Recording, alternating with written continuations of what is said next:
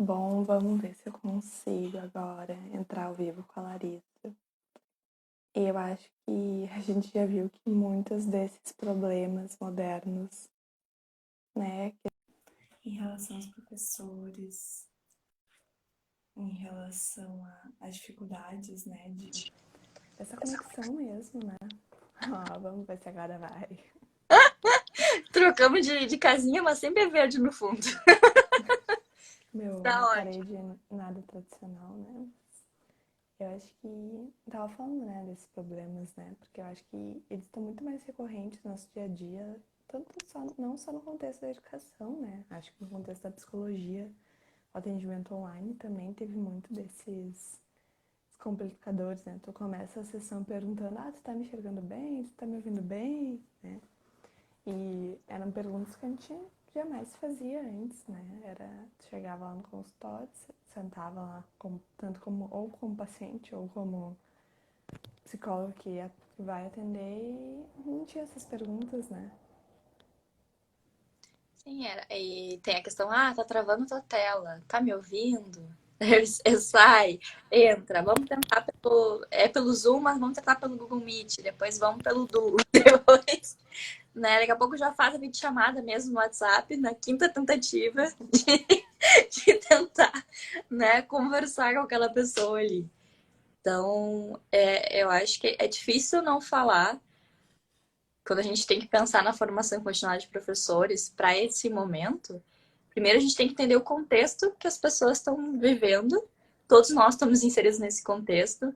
Então, não só os professores, mas, como tu falou, nós psicólogos, né, em diferentes áreas, tirando a psicologia escolar, também estamos passando muito trabalho para tentar continuar oferecendo um serviço de qualidade, não romper o tratamento, né, que isso é uma discussão que se tem, né, porque hoje eu acho que teve um avanço muito grande dos anos para cá, que se entenda que um tratamento, né, um acompanhamento psicológico não é um luxo, é algo que se a pessoa continuou, não é algo que possa ser descartável, assim, como uma economia, né, da casa, ver, mas isso aqui é perfumaria, não precisa ter. Então, talvez as famílias tenham entendido que não se corta esse tipo de saúde mental, o tratamento de saúde mental não se tira da. Eu acho que se antes a escola não enxergava a importância do psicólogo, né? Teve todo esse trâmite dessa lei que era de 2019, 2020 era para estar praticamente já tudo pronto para ser botado em prática, né? Mas, né, vem todo esse contexto e mudou muito, né? Até parar para pensar um pouquinho atrás com essa lei, que é a 13.935 de 2019, né? Que ela aprova a presença do psicólogo na escola e do serviço social também, acho muito importante falar deles também, que são, acho que uma parceria, assim, fundamental, mas que o quanto nossa política de governo e as próprias de educação também não viam essa importância, né? E agora, depois que a gente já está há mais de um ano nisso, né? O quanto não tem como falar, não tem que ter um psicólogo na escola, né? Até ontem eu estava num evento do Conselho Regional de Psicologia, né? Nos diversos polos aqui do Rio Grande do Sul para falar como é que estava essa lei. E se for para pensar, a lei só foi tirada lá da gaveta depois que aconteceu o massacre de Suzano, né? Sim. Então é aquilo lá, aconteceu a bomba e agora vamos chamar os psicólogos escolares para resolver, né? Como se fosse do dia para noite, assim. Aquelas pessoas que viveram aquele evento lá provavelmente estão. Talvez algumas ficaram traumatizadas, outras talvez quiseram abandonar a escola. A gente não sabe, assim, qual foi o desfecho de cada um, né? Cada um vivenciou quem estava lá diretamente de alguma maneira, né? E esse foi um dos motivos para tirar essa lei. Tipo, nossa, mas quem é que vai dar apoio para essas crianças? Para esses funcionários, todo mundo da escola, né, que passou por isso, perdeu pessoas, né? Acho que também é importante falar. A gente também já comentou aqui um pouco sobre luto, né? E acho que tem muitos lutos que a gente está vivendo, não é só o luto de não ter aula presencial. Pode ser a perda de alguma pessoa, pode ser a perda da festa de formatura que eu não tive, o ano escolar com os amigos que eu não tive, né? Ou, queria tanto aprender aquela cadeira com aquele professor lá e eu agora tá assim, eu já não quero mais. Sim, a gente pode pensar que é uma sobrecarga de trabalho, né? Mas uma sobrecarga emocional também, para toda a comunidade escolar, tanto o pessoal da coordenação, quanto os alunos, quanto as famílias, e principalmente os professores também. Tem uma sobrecarga e existe uma cobrança, mas de certa forma que é esperada, né? Existe uma cobrança em termos de hierarquia, né? Isso em qualquer empresa. Mas se tu for pensar numa outra lógica, o perfil do professor brasileiro é assim, ele também se cobra muito. Então, ele não, para ele é muito difícil dar uma aula, vamos brincar aqui, né? Uma aula mais ou menos meia boca, assim. Então, não dá, né? Então, por isso que ele passa a madrugada todo, o fim de semana todo, se tem feriado, ele vai ficar o feriado todo em função disso para fazer a aula, para testar todas as coisas. É o Canva, Instagram, né, Zoom, Meet, todas as possibilidades, né? Ele vê um vídeo, daí ele, por ser curioso, alguns, né? Vai querer fazer naquele formato ali, editar vídeo, baixar todos os aplicativos para testar todos os aplicativos de edição de vídeo.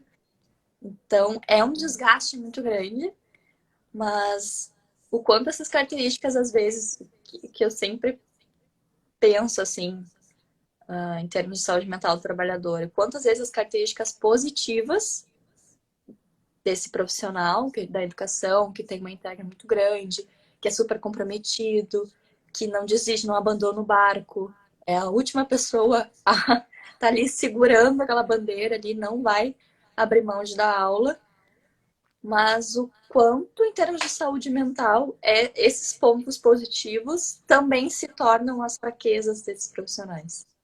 Porque eu não sei parar, eu não consigo parar. Eu Eu acho, não consigo mais ter o respeito por mim e a questão de limite.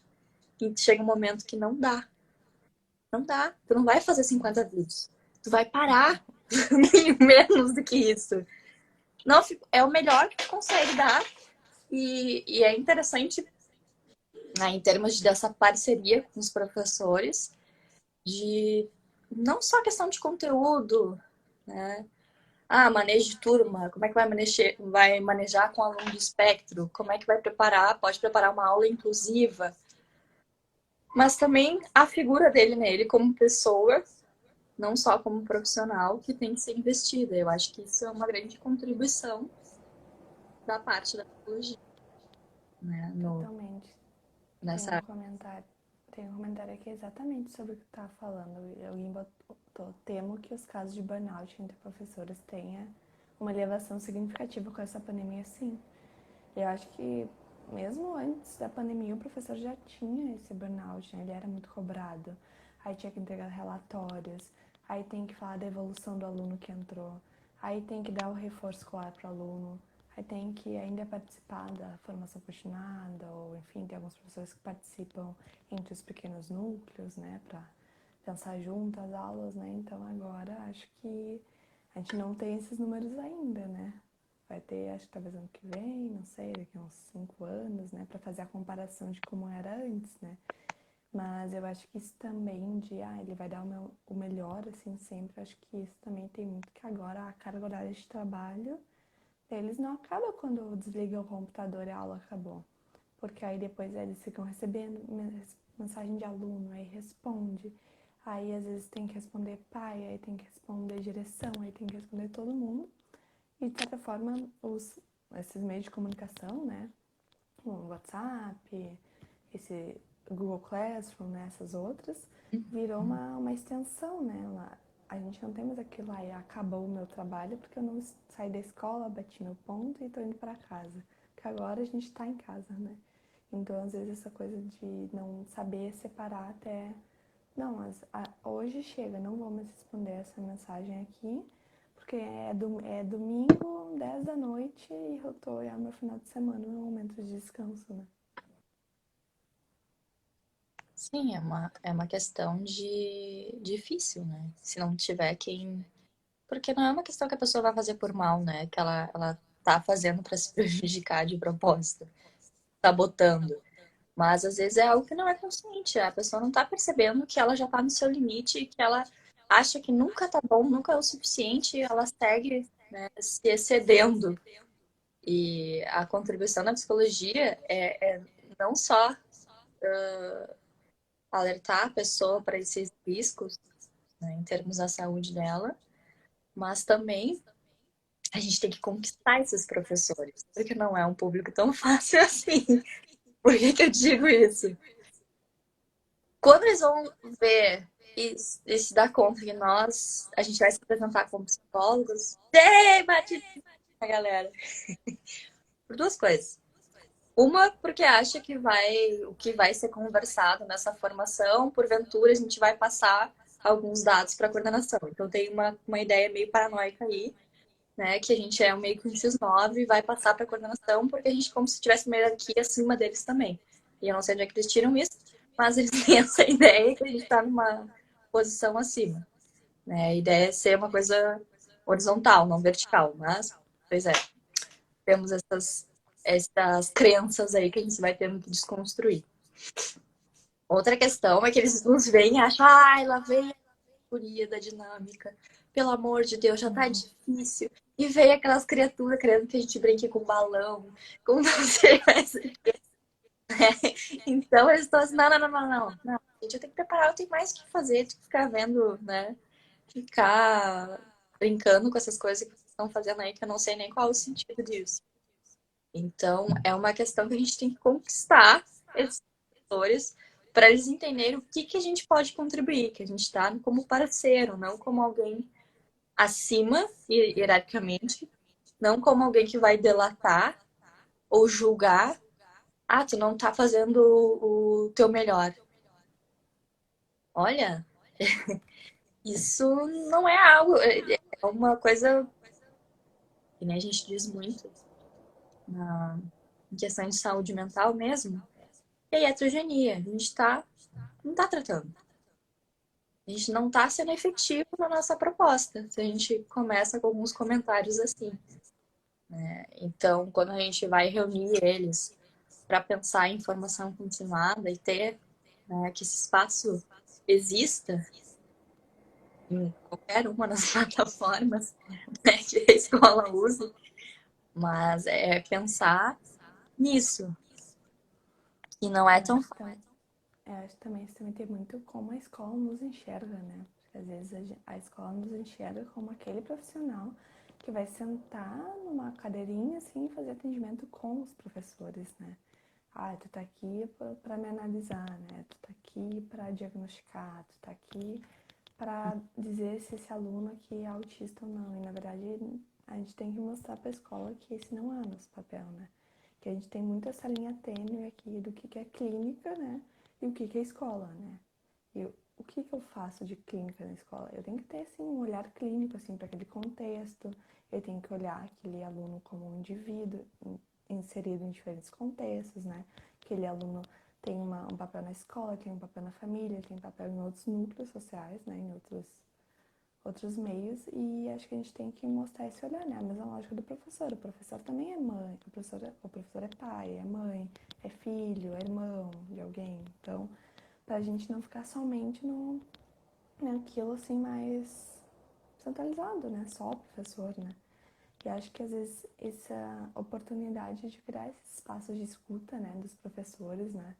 Acho que bem como tu pontuou bem antes, era em relação a fazer uma escuta, não julgar, não falar que tá certo, que tá errado, ah, mas tu não tá fazendo isso direito, por que tu não faz assim?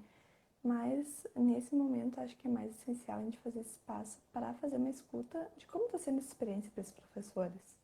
Como é que foi para eles de início? Quais são os sentimentos deles? O que eles acham que poderia ser melhor? Porque às vezes o professor está tão só no seu trabalho que ele nem sabe como é que está sendo o trabalho do colega dele.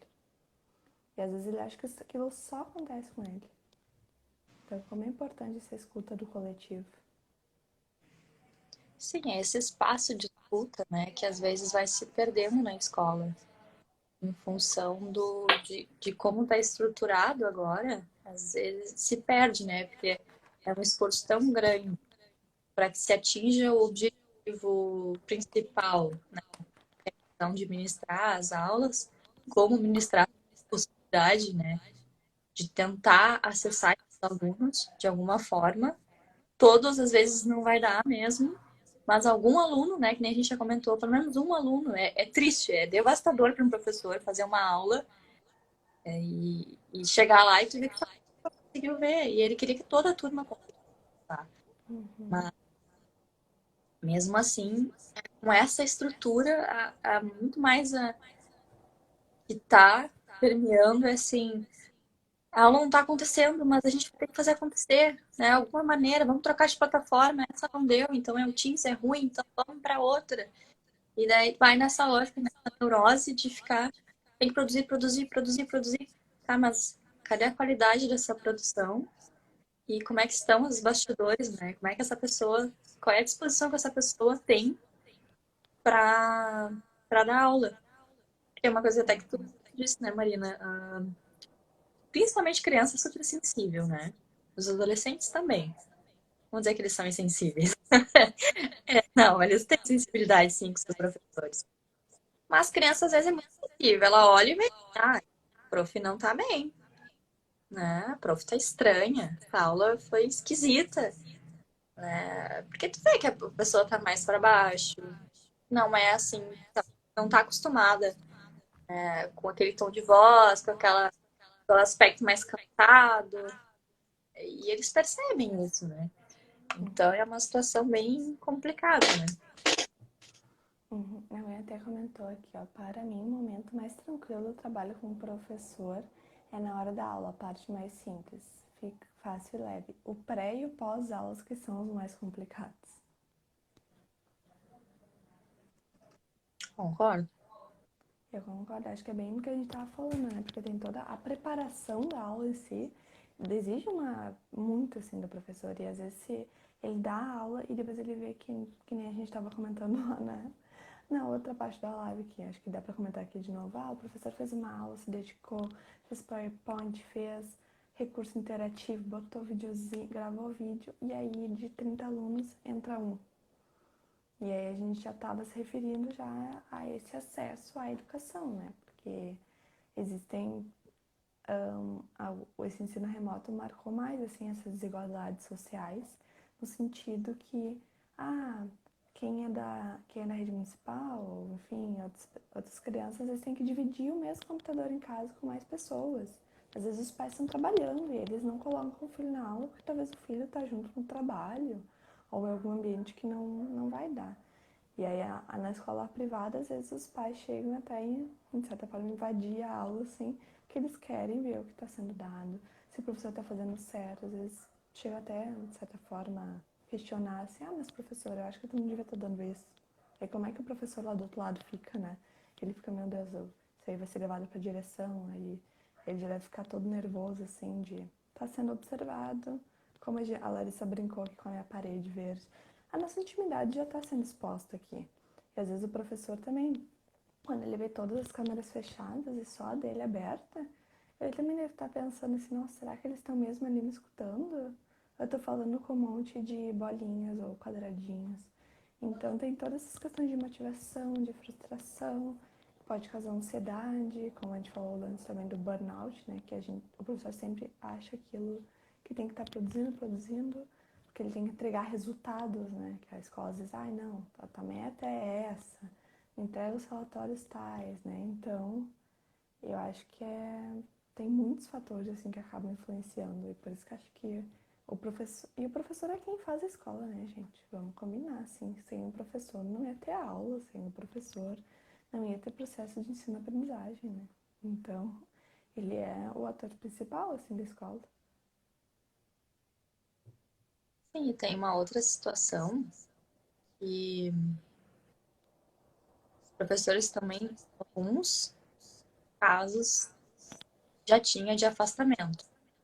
E daí a gente tem números que são bem assustadores, né? Já estava com uma equipe reduzida, porque alguns professores foram demitidos, a equipe ficou reduzida também por isso, mas já estava com uma equipe reduzida em algumas escolas em função desse número alarmante de atestados médicos, porque a pessoa chega no limite. Tem alguns professores também que se chega um momento de questionar, e é outro medo aí que se levanta. Medo de enlouquecer, medo de perder o controle, né? Medo de não conseguir e acabar não sabendo mais se organizar para conseguir fazer o que até então é a base, né? O dia a dia dele é da aula. Então é uma situação bem preocupante, assim, alguns professores não saíram ainda de atestado, mas sim já precisaram de ajuda, já foram buscar ajuda especializada, mas e quem não busca? E que o desfecho a gente sabe que é super negativo, porque é algo que vai uma sobrecarga, e daí a pessoa, não, mas não é o momento de parar agora, eu não posso perder meu emprego, mas eu tenho que continuar aqui, eu tenho meus alunos precisam de mim. Mas sim, eles precisam. A gente não nega que eles vão precisar, né? E tu disse, né? É a base, é o ator principal da escola. A gente não nega que eles vão precisar, os alunos vão precisar. O que a gente se preocupa, assim, e que eu vejo, infelizmente, às vezes, uma dificuldade de ter esse senso de escuta e de acolhimento pela, né, tá uma panela de pressão, assim, a educação. Porque de todos os lados relacionado e opiniões bem divergentes sobre a questão de, né, como é que está estruturado esse ensino. É ensino híbrido, presencial, vai voltar, não vai voltar, vai fechar, vai abrir. Então, é bem complicado.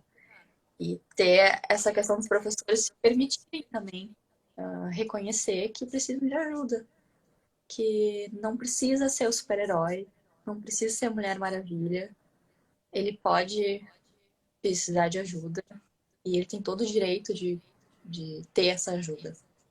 E às vezes Exatamente. É, fato, tem outro comentário aqui, até às vezes essa crença, medo dos professores, né, de não dar conta de tudo, se deva ao histórico do tratamento que é dado aos professores. Aí ele botou entre parênteses, me refiro aos gestores, né? Eu acho que essa relação, né, direção, coordenação e professores, ela tem que ser uma relação saudável, né? Porque acho que também esse é um dos momentos que o psicólogo escolar pode acabar interferindo, né? Ele vai ter que fazer essa mediação, né, de quem quer falar e quem tem que escutar, né? Porque tem coisas na escola que também não tá só a cargo do psicólogo escolar, né? Passa por coordenação, passa por direção, passa pelo secretário escolar, enfim, cada escola tem a sua configuração, né, de trabalho. Mas eu acho importante, né? Porque às vezes os professores podem estar falando algo e a própria escola não está escutando, né? E aí ó, cabe a nós, psicólogos, claro, fazer essa mediação também, né? Essas partes têm que se entender.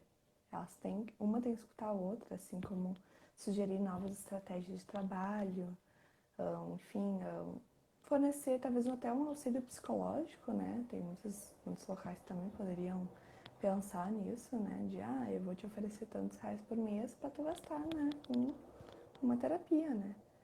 Ou oferecer esses grupos, né, de escuta mesmo, entre os próprios profs da escola, né? Porque às vezes tem uns que mal se conhecem, né? Ou talvez tiveram pouco tempo de contato junto e agora talvez precisam da ajuda um do outro, né? tem um outro comentário aqui, que é a questão de tem muitos que precisam, querem, mas não encontram esse apoio. E não apenas professores, né? Diversos outros profissionais que atuam nas escolas também. Quando a gente fala em professores, porque é mais o foco aqui da gente, né? Pensar dentro dessa formação, dessa atualização constante desse profissional, é os professores que a gente está em pauta aqui, né? Mas, claro que a gente não em nenhum momento pode pensar em excluir em todas aquelas pessoas que trabalham, que atuam na educação. Então, desde lá das merendeiras, pessoal às vezes da segurança, pessoal da higiene, então outras pessoas também, jardineira, vamos pensar outro, porque cara, é que nem a Maria falou, né? Cada escola tem a sua estrutura, às vezes é uma escola pequenininha, mas tem vários outros profissionais também, que não são exatamente aqueles que professores que estão em sala de aula, né? Mas é toda a equipe backstage, assim, que faz a coisa acontecer, a escola abrir as portas, a escola funcionar e ela está em condições para abrir as portas, né? Eu acho que essa questão também do volta, não volta, né? Abre, fecha, né? Aquilo de bota o casaco, tira o casaco, né? Que a gente já tá há um tempão nessas, né? Mas Eu acho que também é muito importante falar dessas diferenças entre escolas, né? Eu posso sim ser a favor que abrir se eu tenho uma escola privada, que os pais dão todo apoio, tem recurso financeiro para fazer todas as adaptações necessárias, que não são fáceis, essas adaptações. E ainda mais, acho que quanto menor a criança, é mais difícil de fazer entender. Tem crianças muito pequenas que não têm idade para usar máscara, não vou botar máscara num bebê do berçário, não vou botar máscara numa criança de 2 anos. E é complicado, assim, até nessa questão de a escola está lutando para ter a vacinação dos profissionais da educação. Acho que eu já até vi que alguns estados, como acho que São Paulo, já tinham dado um início nisso, provavelmente com os planos já de abrir, né? E, de certa forma, também tem esse medo, né? Ah, eu vou voltar lá, mas e aí, se eu me contaminar? Se eu vou contaminar outros, ou enfim, né? Porque crianças, assim, principalmente as pequenas, elas têm aquilo do abraço, têm aquilo do afeto, né? Então, não é uma única variável na questão de abrir ou não as escolas, né? A escuta de todo esse coletivo, da colaboração dos órgãos do governo, do município ou do estado, mas também é toda essa questão de quais são os recursos dessa escola, né? Porque às vezes tem muitas pessoas que querem lá voltar, mas aí a escola não tem nem uma pia assim decente assim para lavar as mãos. A gente sabe que, infelizmente, essa é uma realidade, assim. Então acho que não é uma questão assim de botar os pesos assim e medir, né? A gente sabe que tem tido muitos prejuízos, né? Muito índice de evasão escolar, né? Muito índice, acho que a gente nem tem esses números agora, né? Tanto de fundamental, médio, acho que principalmente. Mas, enfim, né? São muitas, falei, eu joguei a bomba aqui, são muitas variáveis que isso também acaba sendo entrando nessa pressão do professor, né? Porque eles também devem me receber muito, se perguntar, mas quando é que tu vai voltar? Eu quero que tu dê aula pro meu filho. Aí, às vezes, nessa coisa da educação infantil também, isso das profs ir na casa, assim, só pra ver o aluno, porque o aluno fica perguntando da prof. Não, e às vezes até, se for pensar em escola privada, tem a questão dos aplicativos e os pais que têm que liberar o acesso, né, para a criança conseguir assistir às aulas. Às vezes os pais estão tão de saco cheio também, que às vezes eles não liberam, eles pegam, tá, não precisa, né? Já não precisa. E é uma situação bem complicada de logística dentro de casa, né, para que mantenha o estudo e mantenha uma organização. E essa separação é muito tênue do que está acontecendo entre o trabalho e a tua vida pessoal, familiar, esses outros papéis que tu vai. Tantos professores também têm essa dificuldade, né? Porventura eles podem ter filhos, eles não são exatamente os professores dos filhos, né? Eles são pais dessas crianças. Então, está muito confusa a situação. Então, como pais também, eles têm as suas opiniões divergentes, mas também tem que pensar por uma logística de sanitária, que a vacina são 2 doses, tem um tempo aí, um médio uns 20 dias entre uma dose e outra, e tem pessoas que se contaminam esperando, tomando todos os seus cuidados, mas esperando para que tenha a segunda dose para ficar de fato imunizado. Então tem essa outra situação de logística da vacina que não é só tomar uma dose, voltou para a aula, tudo vai voltar ao normal, porque eu acho que o que a pandemia trouxe com muita força é essa questão de desigualdade, né? De um abismo entre o público e o privado, que todo mundo já sabia, não era algo que era misterioso e velado, um segredo de Estado que ninguém sabia, mas eu acho que as coisas ficaram muito mais evidentes, ficou muito mais claro que a infraestrutura não é a mesma, e mesmo dentro do ensino privado, a infraestrutura entre as escolas também não é a mesma, né? Porque tem escolas mais que têm recursos limitados também. Então, porque é privada, que é uma escola, né, com, sei lá, 50 computadores, né, mega equipada. Não significa isso também. Então, é complicado, porque a pandemia veio mostrar muitos indicadores que precisam, são indicadores assim, gente, se a gente não tomar uma medida, se alguma coisa não acontecer, tende a piorar, porque os números lá na frente não pode ser que a gente não tenha agora, porque está ocorrendo o ano, então esses dados estão sendo coletados, mas lá na frente vai vir dados que a gente não vai se orgulhar. Mas são situações que se arrastam há anos. É uma luta dos professores por uma melhor qualidade de trabalho, em termos de várias coisas que eles pedem, assim, em termos até de pensar, não só em termos de carga horária, mas de valorização mesmo da categoria profissional. E a gente vê que não é atendido, que é uma luta muito antiga, não é da pandemia. Isso aí é de 20, 30 anos atrás.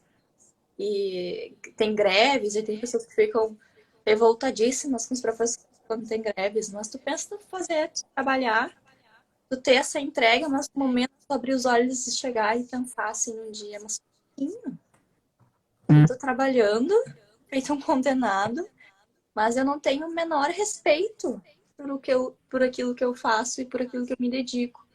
Então eu gostaria de ter, e com todo o direito eles têm, de lutar por uma condição melhor de trabalho. Porque é um negócio dificílimo. Então a pandemia trouxe isso muito mais evidente. As pessoas estão cada vez mais apavoradas, né? Como é que vai ficar isso? Porque como teve impacto tanto no público quanto no privado. Então, o pessoal, as famílias preocupadas com a questão de defasagem de conteúdo, de ter que repetir o ano, porque ou no público não vai repetir, vai passar, mas é aquela questão de maquiagem que a gente se engana, né? Pensar porque passou de ano, de fato, teve uma aprendizagem. Então, são situações que são bem tristes, na verdade. E que a pandemia, ela não trouxe muito mais evidente, mas era algo que já existia. Eu acho que isso que tu falou, voltando lá para um pouquinho no início da tua fala, sobre os pais, né? Que os pais são pais, né? Então, ali pra, eles são responsáveis por uma parte da educação dos filhos, né? Aquela pergunta de sempre, a educação é dever de quem, né? E aí os pais, que provavelmente muitos, né? Não tô falando, vou falar todos, assim, desvalorizavam o trabalho do professor ou questionavam, né? E quando eles se viram no papel de tentar fazer igual, eles começaram, tá, opa, mas eu não consigo, né? Aí ficou essa linha tênue de eu sou pai e tu é professor, né? Tu é mãe, o pai, né? E quem dá aula pro meu filho é a professora da escola, o professor da escola, enfim, pode ser uma ou mais de uma, né? E acho que nessa questão da valorização, o professor nunca foi, entre aspas, tão valorizado quanto agora, né? Pelo menos na questão dessas postagens, que tu vê vários comentários, nossa, os professores são os nossos heróis, né? Que nem tava falando antes. Só que a gente não enxerga os bastidores de. Será que os professores estão realmente ganhando mais por causa dessas aulas que eles estão dando? Ou será que eles estão, pelo contrário, tiveram uma redução do salário porque, afinal, eles não estão no presencial? Ou, enfim, não têm os recursos da escola, né? E também houve uma certa demissão em massa, né, pelas escolas, porque elas também tiveram vários prejuízos financeiros e elas também tiveram que reduzir o número da equipe, né? Então, isso também pode ter sido um fator que contribuiu para essa sobrecarga de trabalho. Tem menos professores e vou ter que dar conta de mais turmas. Sim, são muitos fatores aí que tem que se gerenciar. E para a gestão é muito complicado, porque entra em questão financeira também, né? Porque a escola, às vezes a gente pensa de uma forma meio engraçada, né? A gente fala, sei lá, em termos, vamos pensar em psicologia organizacional, né? Análise da instituição, a questão de, né, própria, que é a POT, né? Que é a saúde, psicologia organizacional e do trabalho. E tem a questão de saúde do trabalhador, tem toda essa lógica. Às vezes parece que na escola ela não é uma empresa, né? Ela é algo, não sei, ela é uma entidade quase.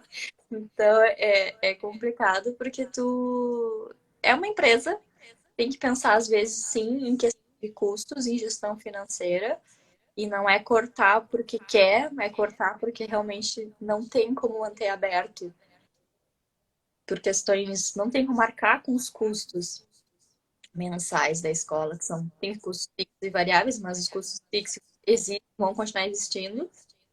Se para nós os boletos também atrasam, para a escola também não atrasa. Então, tem que pagar luz, tem que pagar estrutura, tem que pagar, tem que arcar com várias questões. E é complicado, porque às vezes não tem auxílio, né? Não tem um patrocinador, vamos dizer, e acaba tendo que realmente fazer. Teve várias demissões, né? Infelizmente. Eu acho que isso também pode ter relação de como, nesse momento, talvez muitas escolas não enxerguem a necessidade do psicólogo escolar, né? Também por, mas eu vou pagar e eu não tenho dinheiro, a gente tive que reduzir a equipe, né? Mas, como a gente estava falando lá antes, no longo prazo, ou a gente fica sempre falando pós-pandemia, né? Sem saber quando vai ser esse dia, né? Esse futuro, assim. Mas no pós-pandemia, provavelmente os psicólogos claro, vão ser muito mais requisitados, né? Porque a gente não sabe como é que vai se dar essa volta total, né? A gente tá falando aqui do modelo híbrido, né? O professor tá lá e ele tem que dar aula para se acabar voltando eventualmente, né? Alguns estados acho que agora estão fazendo. Ele vai dar aula para quem tá lá no presencial e ele tem que olhar para a câmera ainda para dar aula para quem tá em casa. Ou ainda fazer um trabalho redobrado de hoje eu vou dar essa aula e aí eu vou ter que ir lá gravar a mesma aula para quem não tá aqui, né? Então, isso também acaba sendo uma exigência, né? Mas eu acho que só no pós-pandêmico, assim, a gente vai poder ver como é que vai se dar essa articulação do psicólogo escolar mais no campo, né? Porque a gente acha bem importante falar que nós, psicólogos escolares, a gente trabalha no campo, né? Agora a gente pode estar sim fazendo coisas online, assim, mas a gente perdeu aquele recurso, né? Eu não tô lá na escola vendo como é que tá a realidade. A realidade da escola tá, de certa forma, um pouco fragmentada, né?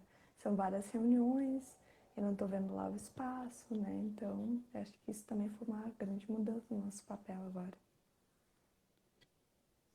Sim, porque às vezes se perde um pouco da característica do nosso trabalho, né? Assim como os professores estão sentindo muito, e super compreensível.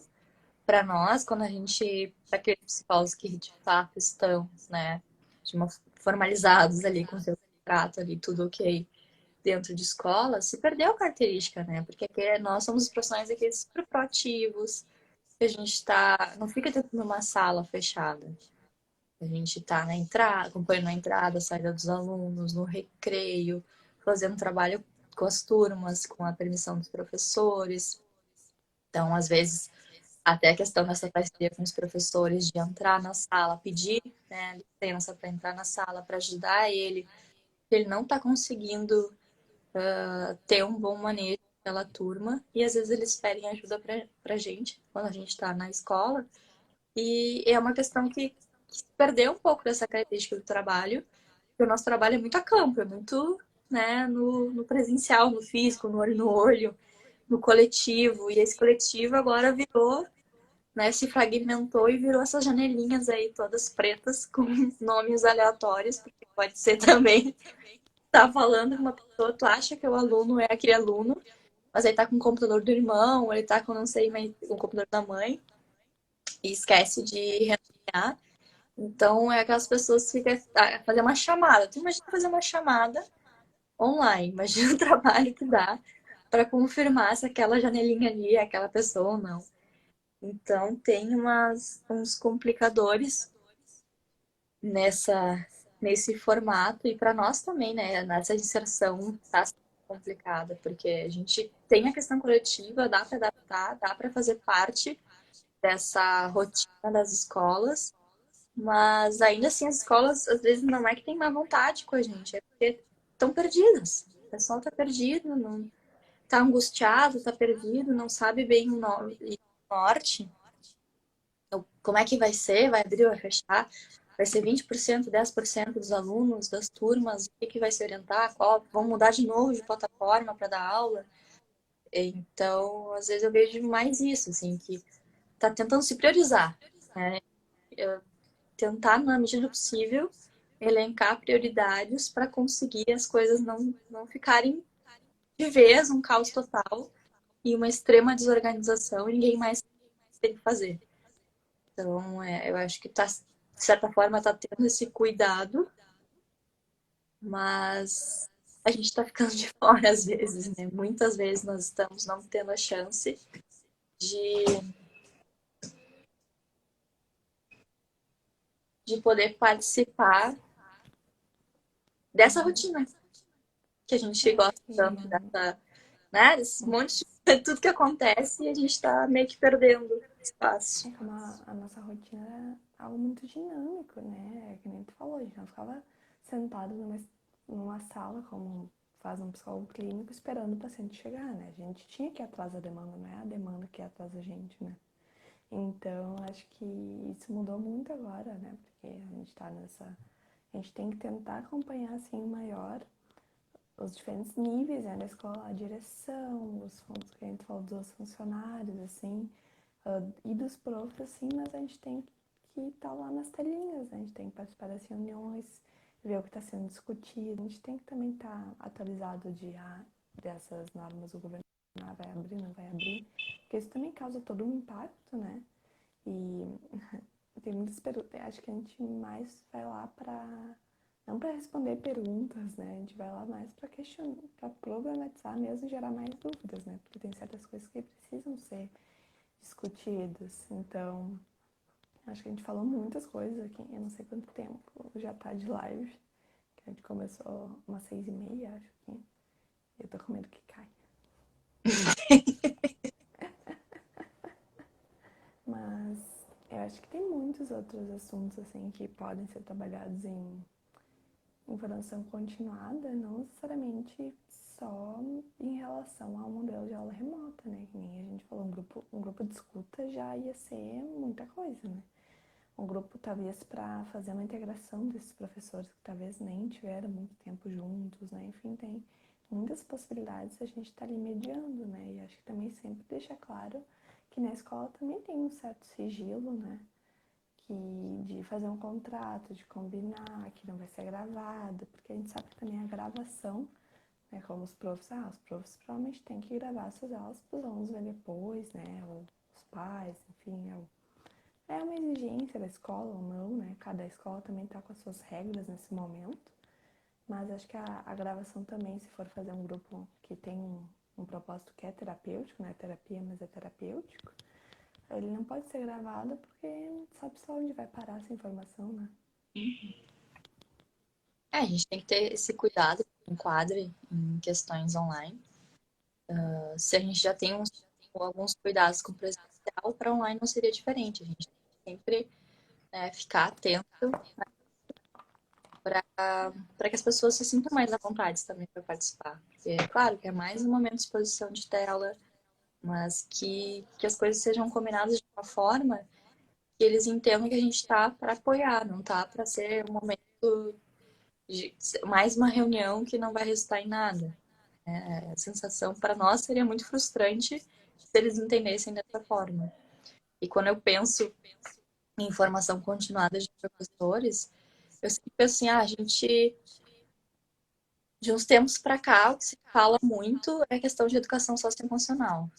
Mas o olhar que a gente tem, ou metodologias ativas, socioemocional, habilidades sociais, treino de habilidades sociais na escola, então várias temáticas muito pertinentes, uma orientação profissional, orientação profissional, temas pertinentes, ter a orientação profissional mais clássico deles, mas eu vejo que pouco a gente polariza muito, né? A gente fica muito no aluno, faz uma entrega para o aluno, desenvolve um trabalho com eles, e eu vejo que essas questões poderiam também ser trabalhadas com os professores, né? Porque manejo de aula é questão de habilidades sociais também.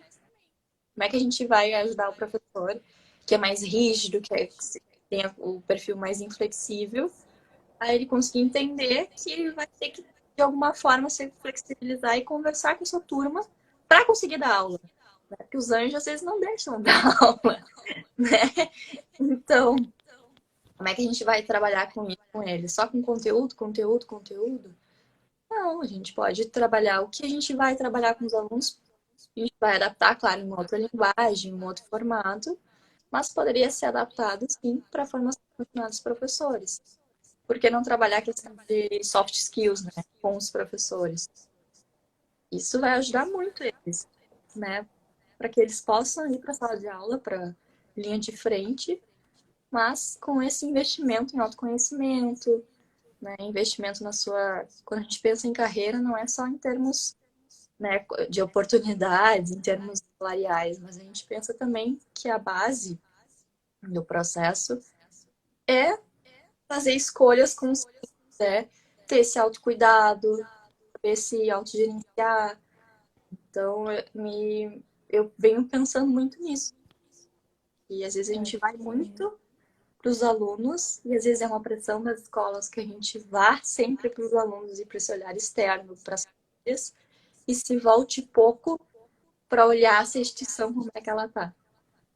Eu acho importante isso que tu falou do autoconhecimento e do autocuidado, porque às vezes tudo que a gente precisa às vezes é escutar os professores para saber como é que está sendo esse momento e talvez até criar novas estratégias juntos, né? Talvez saber como é que tá essa rotina para eles, porque como a gente comentou aqui, muitas vezes estão uma sobrecarga, não conseguem separar o trabalho, todo mundo talvez se sinta até culpado de talvez não estar passando tempo com a família ou com quem tem filhos, enfim. E acho importante esse olhar, né? Porque, afinal, o professor também é ser humano, né? Acho que fica muito nessa coisa que a escola só quer que a gente olhe para o aluno, mas se a gente trabalhar os professores, como eles vão servir de modelo para os alunos, né? Eles também podem fazer a famosa técnica que a gente chama da TCC da psicoeducação. A gente pode ir lá falar sobre muitos termos, assim, que talvez sejam dúvida, assim, resiliência, habilidades sociais, educação socioemocional. E eles também podem aplicar isso no seu modelo de aula, né? E como talvez isso possa repercutir numa boa relação com esse professor e com o aluno, né? E até pensando em termos de equipe, né? A equipe pedagógica, como ele pode melhorar a sua postura frente aos seus alunos, lembrando que sim, eles são um modelo de referências para muitas pessoas, e também é dentro da equipe, essas relações ficarem, né, que a comunicação seja mais fluida, até comunicação não violenta, por exemplo. Por que não essa temática com os professores, sendo que já está pesado, né, o ambiente? Então, o que a gente podia pensar para melhorar e não ser desconstruindo aquela questão, lá vai vir aquelas pessoas lá com balão, com aquela dinâmica estranha. Então, trazer temas que eles consigam ter esse olhar para a prática direto. Olha, eu estou tentando trabalhar isso contigo, né, com tarefas assim, por um tempo determinado, para que tu consiga, né, tendo sempre esse contraponto com a prática, consiga melhorar tuas relações com a tua equipe. Isso vai impactar também com a relação com a tua família, com teus filhos e com os teus, principalmente, né, nossas queridas, nossas pestes lá, os Eu, alunos, eu ter acho importante. essa mudança, né? Desculpa. Isso que tu falou, acho que eu vou dar um encerramento já, porque eu tô vendo que o tempo tá apertadinho, assim. Mas em relação à comunicação não violenta, acho que quando esse assunto virou importante agora, né? Porque como a gente falou, o professor tá lá, mesmo se for uma aula gravada, se for uma aula ao vivo, né? A comunicação virou mais importante que nunca, né? Talvez, não sei, pode estar tendo um problema na relação do professor-aluno e pode ser por causa da forma como está sendo comunicado. Será que está sendo agressivo? Como é que a pessoa está recebendo, né? E acho que isso é um tema bem interessante que poderia ser trabalhado com os professores. Até não só na relação com o aluno, mas entre o próprio professor, com a direção, né? Com todos os membros desse coletivo escolar, né? Acho que era mais isso para encerrar. Então, pessoal, acho que era isso. A gente pede desculpas aí pelas falhas técnicas, pelas umas 4 lives que a gente fez hoje. Mas eu acho que isso também tá, como a gente falou, né? Tá presente no nosso dia a dia, né? E acho que a gente acabou se adaptando, né? Com essas mudanças, né? Talvez muitos lidem com mais frustração, né? Caiu a live, caiu a internet, caiu minha aula, caiu tudo. Então, até as coisas coisas da voz, do eco, né? Mas a gente tá aí pra discutir esses assuntos. A live vai ficar salva no meu Instagram, também vou mandar pra Larissa, se ela quiser publicar no dela. E acho que é pra ficar nos acompanhando no nosso Instagram, né? A Larissa tem muitos projetos também focados em orientação profissional, de capacitação de avaliação psicológica, então sigam ela lá no perfil dela. E só te agradecer, né, por mais esse momento juntos. Não, eu que também agradeço, Marina, por ter aceitado, né? Sempre tá aí comigo juntas para pensar essa área que é pouco explorada ainda. A gente sabe que quando a gente gosta, a gente às vezes não entende essas crenças distorcidas que as pessoas têm em relação à psicologia, tá? Porque a gente está muito dentro, né, nesse conhecimento. Mas até a nossa proposta, às vezes, a minha proposta inicial com a roda de conversa é para que circule mais, né, informações sobre essa prática do psicólogo. E mais uma vez, sim, você será convidada. Não lhe deixarei, não vou lhe abandonar. Com áudio, com problema de áudio, eco, não tem problema. As adversidades acontecem, a gente sabe. E um dia, né, Marina, quem sabe a gente possa fazer um evento presencial e Torcendo para esse dia chegar, se né? conhecer pessoalmente. É um abraço, assim, bem apertado, né? Então, eu acho que é isso, gente. A gente agradece a presença de vocês. Se vocês também quiserem mandar a live para alguém, depois ela vai ficar salva ali. Fiquem todos bem e continuem se cuidando, né? Acho que é importante falar isso, né? Não acabou e vamos cuidar um dos outros. Cuidar de quem cuida. Então tá, tchau, gente.